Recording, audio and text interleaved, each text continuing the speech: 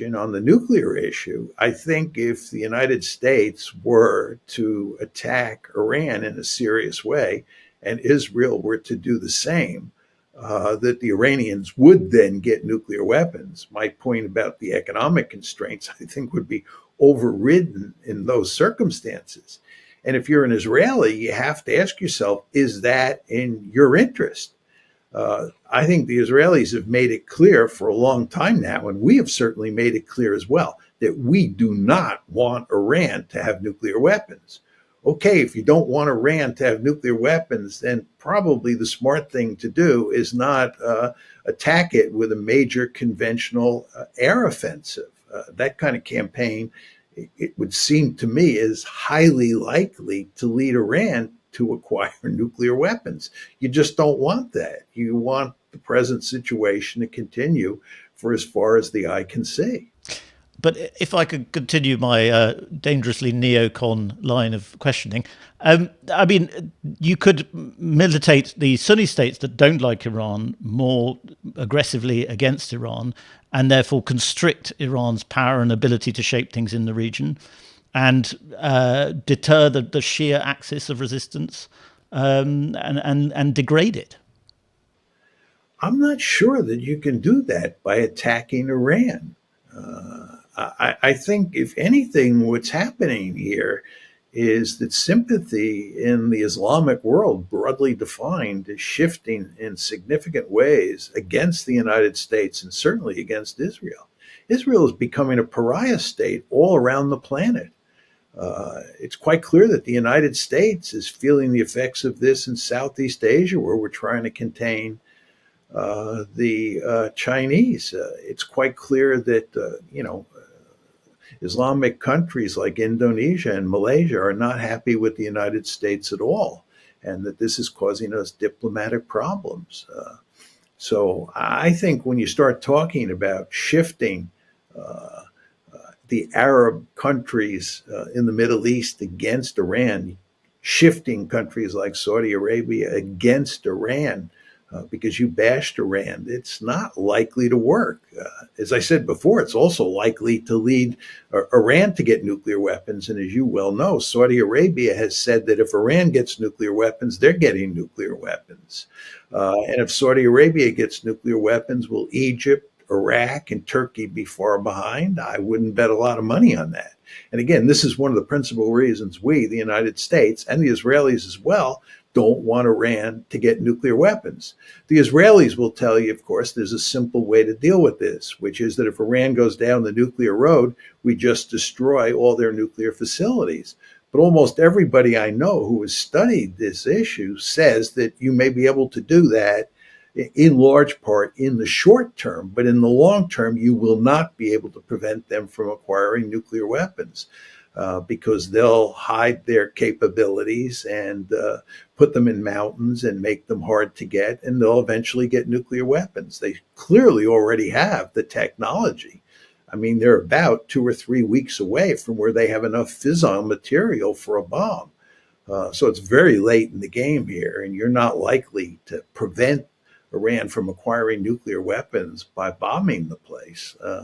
But, many Israelis and many Americans seem to think that you can do that. This all gets back to my point about the limits of military power. As somebody who spent 10 years of his life in the U.S. military, one thing I learned was that militaries are very blunt instruments, and there are limits to what you can do with them. If you're any country on the planet, you want to have a big and powerful military. It's the best means of guaranteeing your survival. There's no question about that. So I'm not against having a big military, no matter what country you are. You do want to have a big military, but you better be very aware of the limits of what you can do with that military. And isn't the real lesson that Western policymakers never learn this lesson that you're describing? I mean, we see that in Iraq, we saw it in Afghanistan. With Iran, you have the same risks, but plus potentially nuclear conflict. Isn't the real lesson that we never or we in the West never appreciate the limits of military power? Yeah, I think that's especially true of the United States. And I think it's because the United States is so powerful. And this was certainly true during the unipolar moment. I mean, by definition, we were the only great power on the planet during the unipolar moment.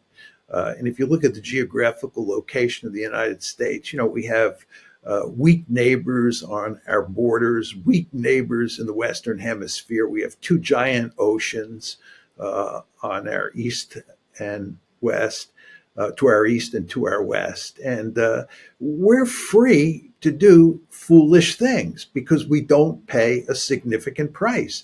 And it's usually other countries that pay a significant price. It's very interesting, but if you look at what's happened as a consequence of the Ukraine war, the United States' economy has hardly been hurt at all. In fact, one could argue that it's benefited from the Ukraine war. It's the Europeans, our allies, who have suffered economically from that war. And of course, the Ukrainians as well have suffered enormously. And the Russians have even suffered, but not the United States. The United States is an incredibly powerful country, and it has this sense of invulnerability, this sense that it can do pretty much anything it wants. And even if it doesn't work out, it doesn't pay a significant price.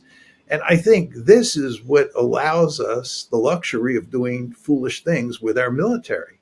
And with regard to the Israelis, their great advantage, or one might argue disadvantage, is that they can do foolish things because the Americans will always back them out, or back them up. If the Israelis were really on their own, I would believe they would be a lot smarter from a strategic point of view, because they would have to be. I've spent a lot of time studying how Israel was created, going back to the early part of the 20th century, and then watching David Ben-Gurion and the founding fathers of Israel create this state. These were very savvy, very smart strategists, right? These were people who understood the limits of their power and worked in very smart ways to create the state of Israel. But if you look at Israeli leaders today, in my humble opinion, from a strategic point of view, they often act in very foolish ways. And this is from Israel's own, in terms of Israel's own self-interest. And I think that the reason the Israelis are careless is that they believe that they can do almost anything. And even if they get into trouble, Uncle Sam will come to the rescue. And of course, they're correct. So, I mean, even though you're saying they're strategically foolish, it's not that foolish, is it? Because they are correct. They're not wrong to think that America will always support them, and therefore they can get away with strategic acts of aggression because they have America's support. Oh, yes, I agree with that completely. And as I tried to emphasize before, the United States has this special relationship with Israel that's unparalleled in history. We give them unconditional support, and there is no reason for Israelis to think that that situation is going to change. For the foreseeable future, we are going to support Israel no matter what. But again, you have to ask yourself, is that good for Israel? And we have not talked about what's happening inside Israel. What is the state of Israel today? But Israel is a country that is in deep trouble.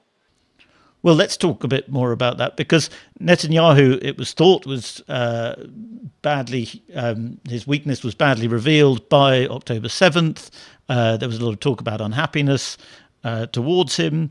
But in recent days, we're hearing that, he may get away with this war effort. Him and Gallant have sort of managed to orchestrate this very audacious attempt to fight a war on potentially 5 fronts.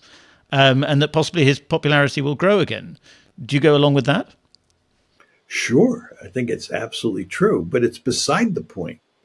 We don't really care here about Netanyahu's popularity.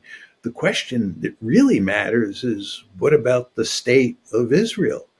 What about the body politic? Where is it at today? That's what matters, not Benjamin Netanyahu's political future. And it's a country that is in really deep trouble. First of all, it's stuck in Gaza. It has not defeated Hamas. It has not gotten the hostages back. And despite its great success in decapitating Hezbollah, it has not defeated Hezbollah by any means. And it's now talking about invading Lebanon, which will not turn out well. And with regard to the axis of resistance, it's in a long term war that shows no signs of going away. Then, when you get inside Israel and look at what's happening, the economy is in terrible shape. Moody's has downgraded its standing for the second time.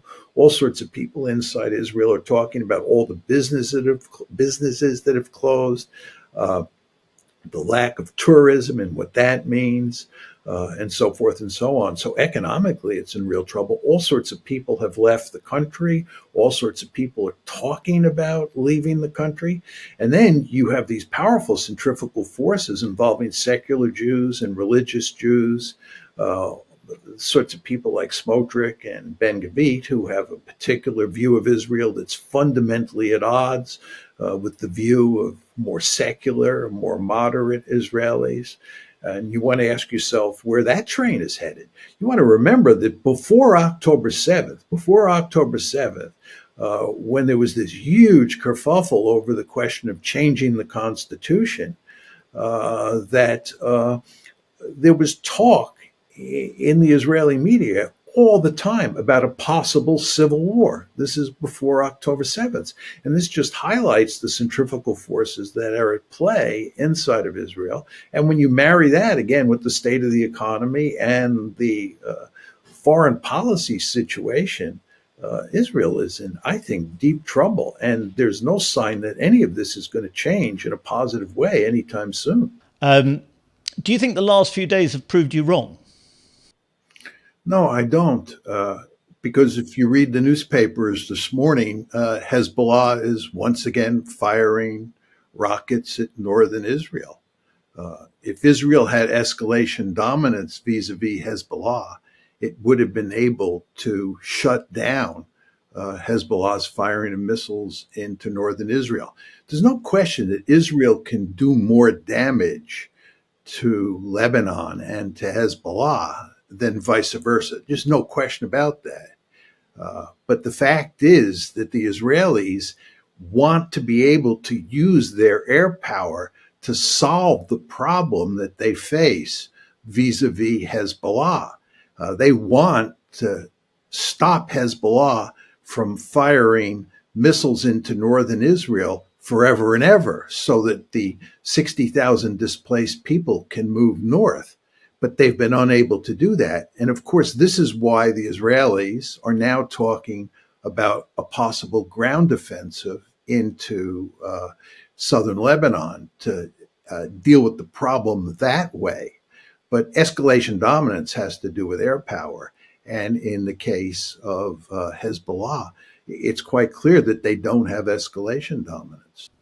But if Israel is about to launch a ground invasion into Lebanon and is able to neutralize Hezbollah's ability to attack it with missiles, that would rather prove that Israel has the whip hand over Hezbollah, certainly. Well, that's not escalation dominance, Freddie. Escalation dominance is all about using air power. Yes. Let's assume that Israel goes into southern Lebanon. To solve the problem, they basically have to either eliminate Hezbollah or they have to push Hezbollah so far north that it is in no position to attack Israel. Is it conceivable that Israel could defeat Hezbollah in southern Lebanon and push them far to the north? I think it's conceivable. Is it likely? I think the answer is no.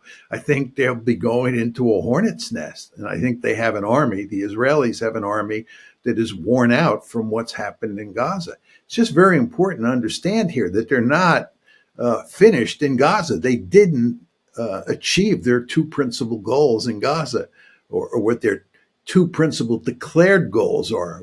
Number one, to decisively defeat Hamas, which is alive and well. And number two, to rescue the hostages. They haven't gotten them back.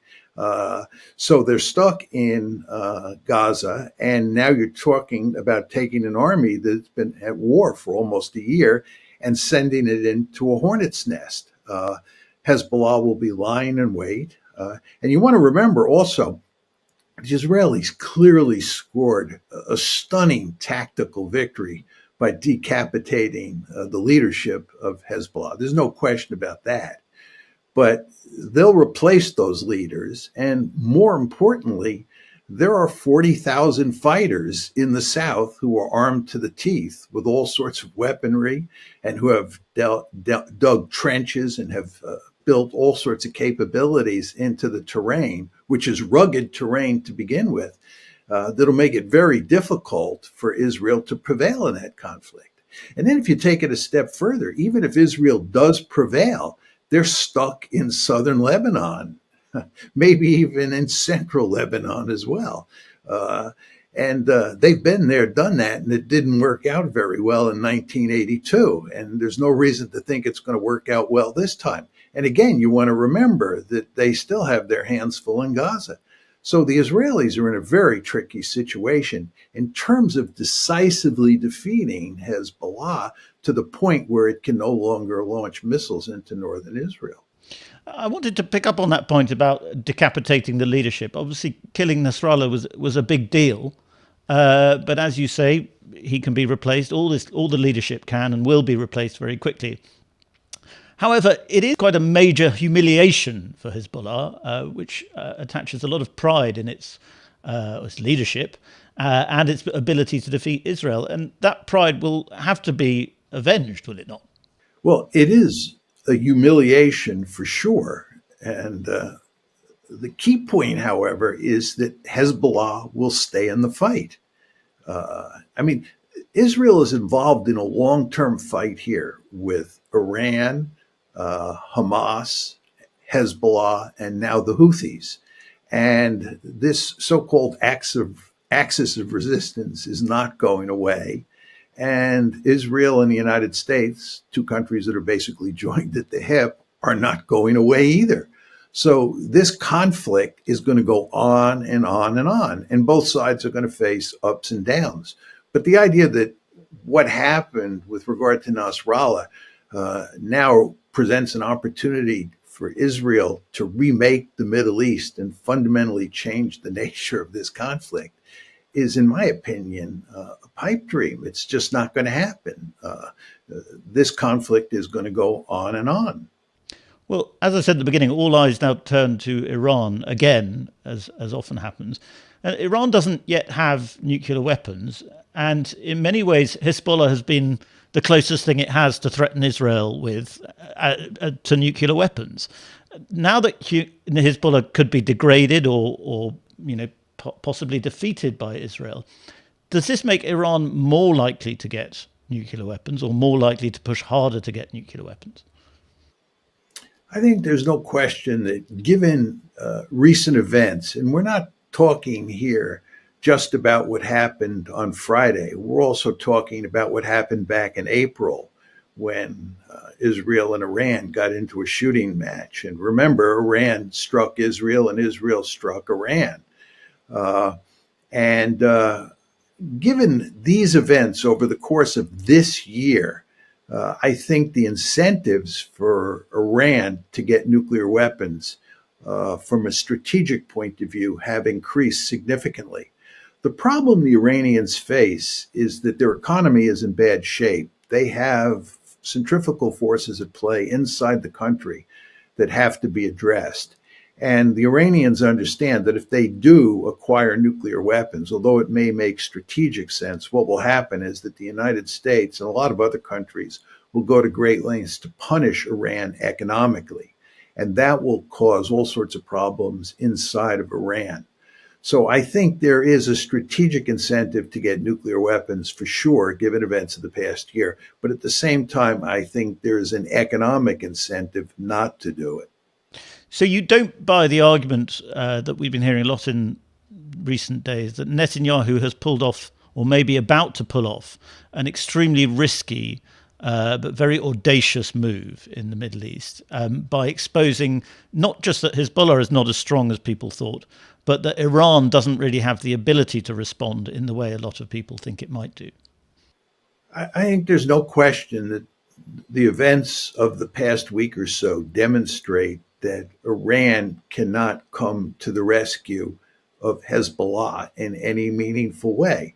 But I don't think there was good reason to think that Iran could help Hezbollah anyway. What could Iran do? Launch a massive strike against Israel for the purpose of helping Hezbollah? Even if they could do that, even if it made strategic sense for Iran to launch lots of missiles and drones at Israel, I don't see how that would really help Hezbollah. It would solve the Nasrallah problem. Uh, but the fact is that Iran is made to look weak as a result of what happened over the past few days. There's no question about that. Uh, but so what? What's the consequence of this? Do you think Iran's going to go away? You think the axis of resistance is going to go away? I don't think so. What happens when you suffer some sort of tactical defeat in a long-term war is you make adjustments and you try and rectify the situation. The axis of resistance, so to speak, does this, and the Israelis do this as well. It's an iterative game. It's an action-reaction cycle. And Iran is in this one for the long term, and there's nothing that Israel can do to knock out Iran or, as I said before, to knock out Hezbollah. I don't think it's going to happen. So you don't anticipate an escalation in the conflict, then? You do not anticipate that we will be at war with Iran in the coming weeks? Oh, I think it's very possible. It's, as you know, Freddie, very hard to say where this train is headed. And it is possible that, Israel and Iran and then the United States will get into a shooting match. I wouldn't be surprised if that happens.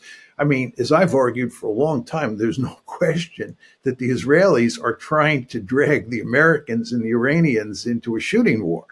And the Americans and the Iranians are not interested in getting involved in a shooting war. It's very clear that the last thing we, the Americans, want is a shooting war with Iran. We don't even want to get involved with Hezbollah. We've been trying to get the Israelis for a long time to cool their jets with regard to Hezbollah. So there's no question about that. But the Israelis may be able to suck us in. The Israelis may do something to Iran that necessitates an Iranian response, and that brings the Americans in. Who knows for sure? There's no question that the Israelis now believe they have the whip hand and they can really begin to sort of use that advantage against Iran and maybe even against Hezbollah. And where that all leads is very hard to say. Well, America has in recent days moved more troops, more forces into the region. But it seems to a lot of people that Netanyahu essentially stuck two fingers up, not necessarily to America, but certainly to the Biden administration. He was in New York at the time when the Nasrallah strike happened. And Antony Blinken, Secretary of State, had been trying so hard, as you say, to kind of build a possible ceasefire between Hezbollah and Israel. And Netanyahu just blew that up spectacularly. This is a bit of a humiliation for the Biden administration, is it not?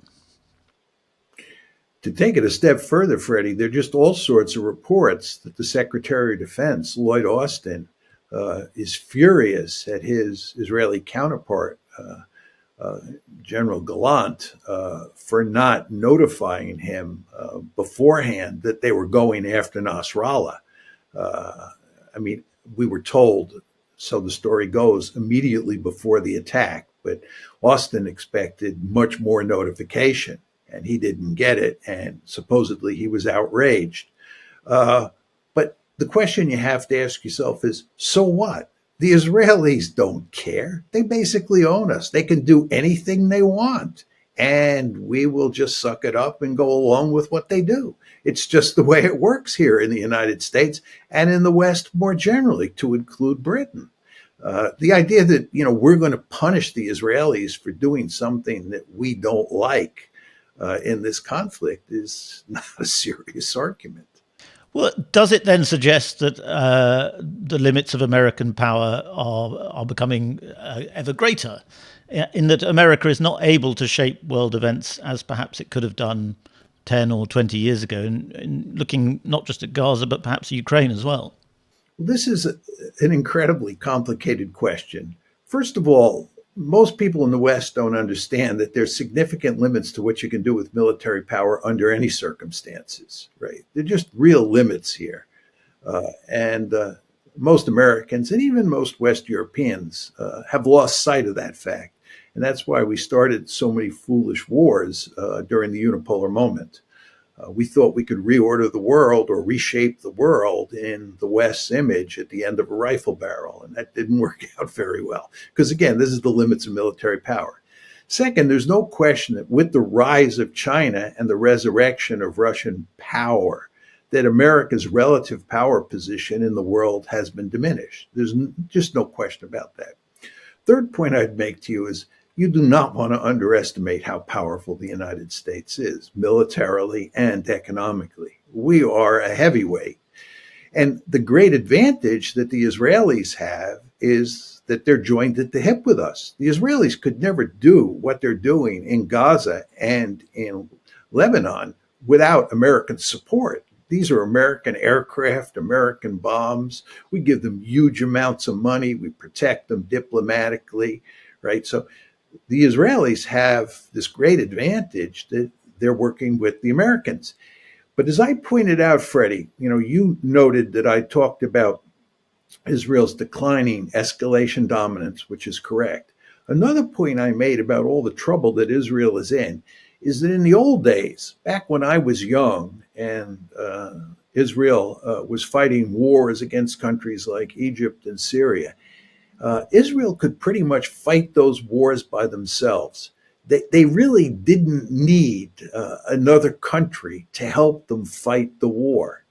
And if you look at what's happened to the Israelis, they have become heavily dependent on the United States. They were heavily dependent on the United States back in April to deal with the Iranian attack, and they're going to be heavily dependent on the United States if the Iranians attack again. And even if you look at what they're doing in Lebanon, they depend heavily on the United States. I believe we're giving them lots of intelligence and so forth and so on. So the Israelis benefit greatly from the fact that the United States remains the most powerful state on the planet. But to a certain extent, diplomatically, it's an asymmetrical relationship because America may be giving Israel lots of intelligence, but as you said, with this strike, it seems like America's very, very angry that it was left blindsided. And perhaps you see something similar in Ukraine, where America does support Ukraine, does provide military aid and diplomatic support, but is sometimes catching up with its allies' strategy.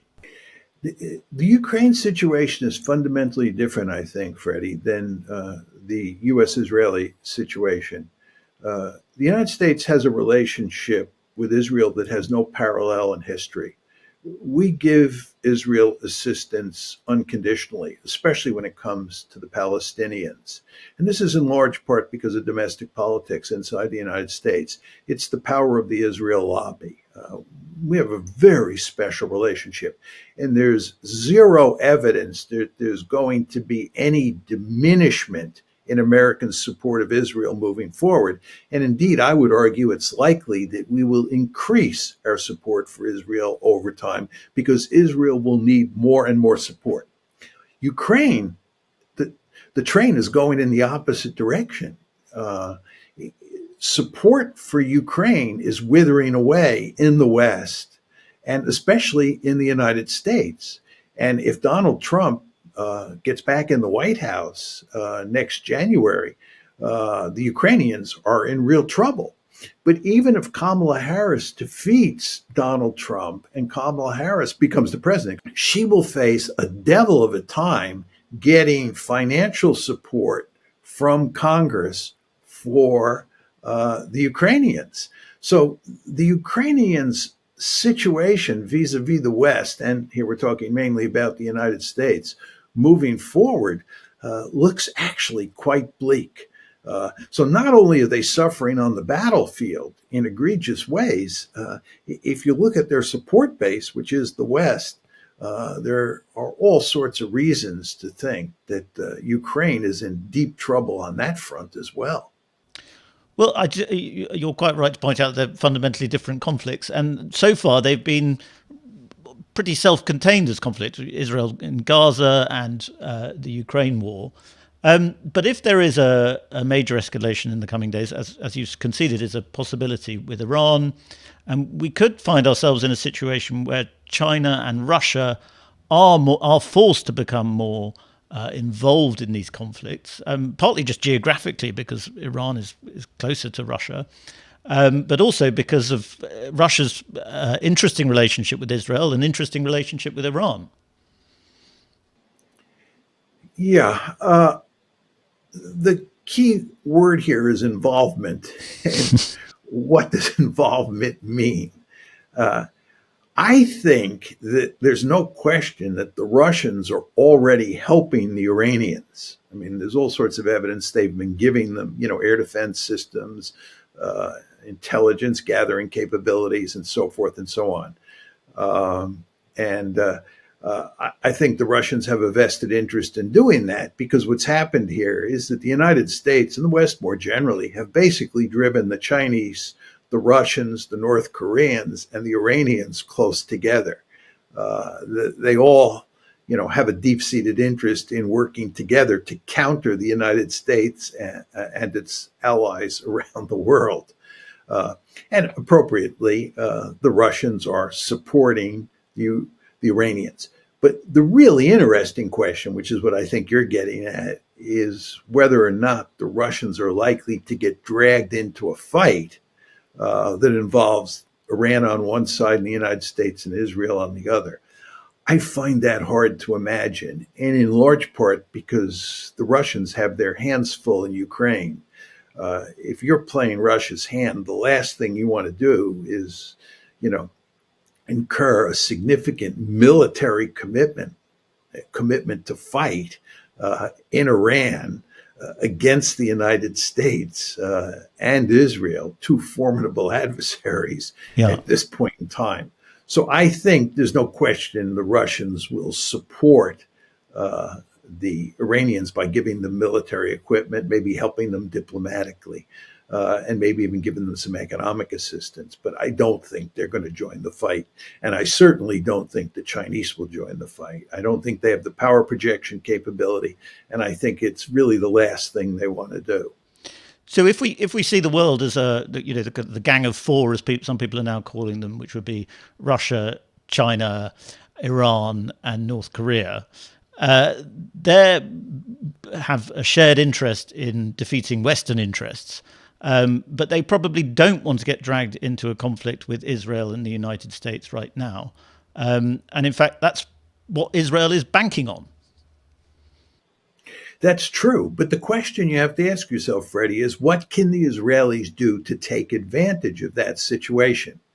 Let's say Israel has its gun sights on Ukraine. On Iran. We all agree. But what are they going to do? They're going to attack Iran? What targets are they going to hit? What are going to be the consequences of attacking Iran? They're not going to knock Iran out. Can't deliver a decisive blow against Iran. Iran is not going away, and Iran is going to continue to be an adversary of Israel, and Israel is going to continue to be an adversary of Iran.